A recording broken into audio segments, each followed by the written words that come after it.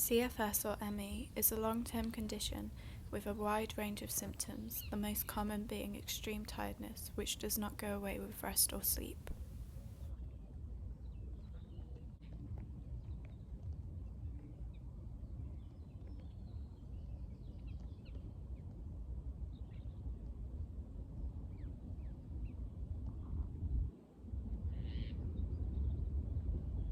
Symptoms include being tired all the time, which makes it hard to do daily activities, being tired after rest or sleep, a long recovery after physical activity, problems sleeping, and problems with thinking, memory, and concentration, also known as brain fog. You can also have muscle or joint pain, headaches, sore throat, flu-like symptoms, feeling dizzy or sick, or fast irregular heartbeats. It's known as a fluctuating condition, so severity of symptoms can vary day to day or even within a day. There is no cure. Treatment is to manage symptoms based around energy management or pacing.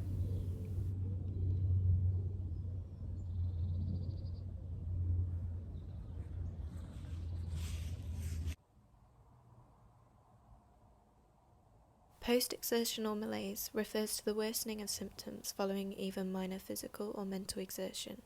It typically worsens 12 to 48 hours after activity and can last for days or weeks.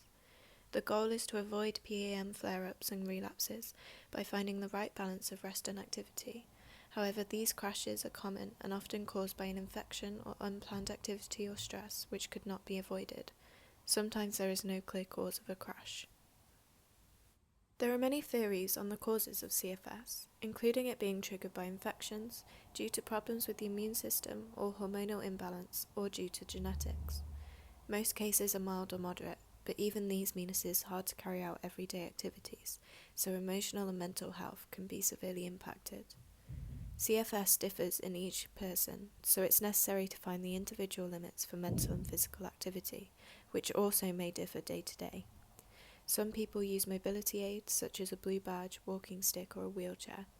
Even if they do not need these every day, these aids are often essential for them to stay in their limits or function in a crash. Any form of stimulation can become too much. Lights and sounds can quickly become too intense or overwhelming, so social situations can be particularly draining, especially if there is not an easy exit route. The 12th of May is Florence Nightingale's birthday. As she set up her training school in 1860, whilst virtually bedridden with an illness resembling ME/CFS or fibromyalgia, it has been adopted as ME/CFS Awareness Day. One way to try and help people understand how it feels is to imagine having just run a marathon and also having jet lag, the flu, and a hangover all at once. Alternatively, the spoon theory tries to explain energy usage in spoons. Each activity relates to a certain number of spoons. For example, taking a walk would be 3, but having a shower would be 2. Although an average person is able to use unlimited spoons because they recharge each night, someone with CFS only has a limited number each day. Okay, that was a basic overview of what ME and CFS really is. The reason I'm making this video is that it's a condition that isn't really spoken about or understood, even though there's a large community that struggle with it, and I get that most people wouldn't experience it and therefore not need to talk about it. It gets brushed under the rug, and people with CFS then very easily feel invalidated because other people don't understand and they have to make adjustments, or they have to say no to things, and then they feel awkward and you feel guilty because you're trying to explain this really complicated situation to someone else, and you're like, do they even really care? And it's isolating and it's uncomfortable. So actually raising awareness is important so that people are more understanding, like they know a bit more about what's going on. So actually when you're in that situation, you can just say, oh, my symptoms are acting up today, or oh, I actually really need a rest day, and then they understand that it's nothing to do with them and you do want to go. I also think a key thing is that it's not about doing nothing, and sleep doesn't fix it. A lot of people with the condition don't like it being referred to as chronic fatigue syndrome, because people hear that and they're just like, oh, you're tired all the time and you just need sleep and rest will fix it and stuff. And like, it's so much more.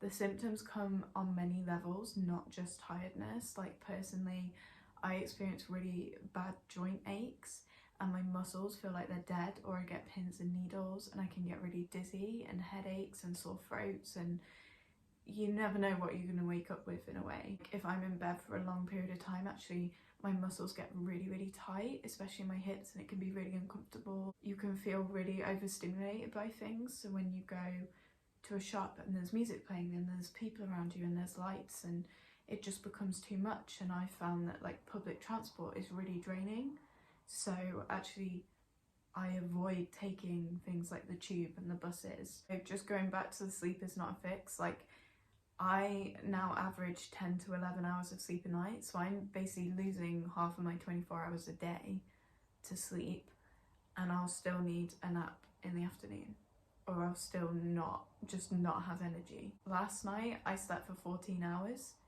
and I've still had a low energy day. Sleep does not work. Like, it helps, obviously it helps, but it's just, no matter how much I sleep, it's not going to fix it. I'm still getting used to things and learning about it, so I found it really useful to go through posts, go through websites. I've got a friend that's had it for years, and talking with her about like what do we actually want you to know, like what do we actually want to say about it, because there's a lot we could say about it, but what is actually the important things for other people to know to help us. And one of the key things is actually that the same illness is different in each person.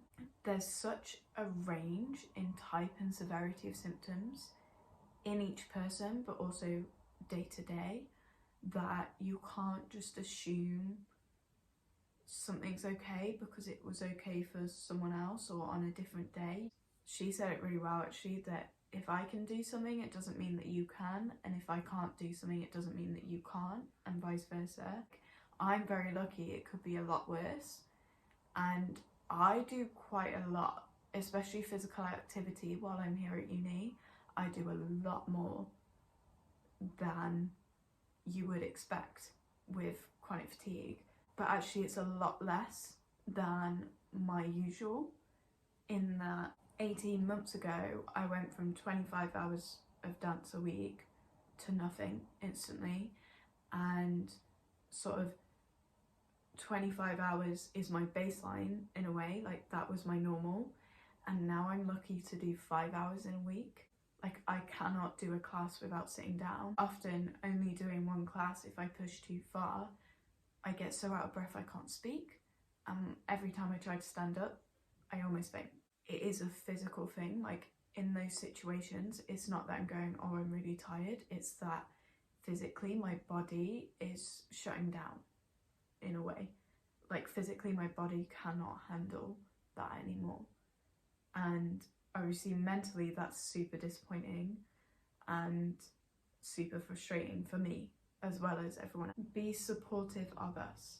So be aware of what's going on without having to constantly bring it up, so that actually we feel comfortable making the choice to stop or making the choice to adjust something in that situation. That just would make the world of difference, really. I think it has taught me a lot as well, and I'm grateful for the lessons it's taught. First of all, slow living is good living, and I enjoy that I'm in every moment and I appreciate every moment as it comes. It's also driven home the fact that the future isn't guaranteed, and it's so cheesy, I know, but because it was such an abrupt stop for me, now if there's something I want to do and I get the opportunity and I can do it, I do it. Like, nothing's going to stop me now, because it's now so clear to me that actually in 5 years I might not be able to do that. In 2 days I might not be able to do that. It's a thing of like, you might not wake up, you could wake up and get in a car accident, or you just don't know. So actually, if there's something you want to do, go and do it. What's stopping you? I'm just enjoying life as it is. Be nice to people. Enjoy life. Be nice to people. Slow down. Rest when you need.